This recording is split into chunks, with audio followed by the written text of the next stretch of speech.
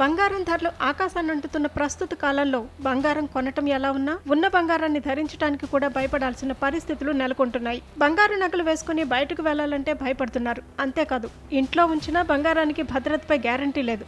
ఏ రాత్రి ఏ దొంగ వచ్చి ఎత్తుకెళ్లిపోతాడో, బయటకు వెళ్ళినప్పుడు ఏ వైపు నుంచి ఏ దొంగ వచ్చి కొట్టేస్తాడోనని భయపడుతున్నారు జనం. తాజాగా మెదక్లో అలాంటి ఘటనే జరిగింది.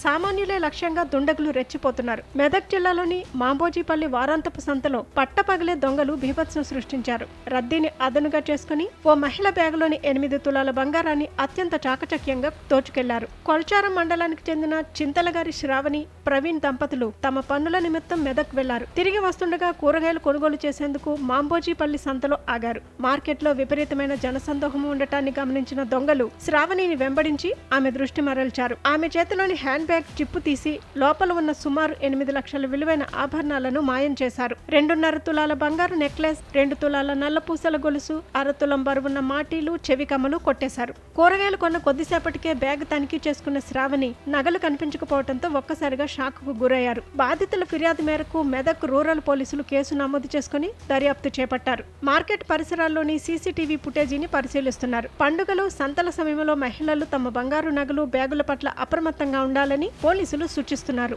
మామూలుపల్లి మార్కెట్లో కూరగాయలు కొంటున్నాక నా హ్యాండ్ బ్యాగ్ ఎవరో కొట్టేశారు.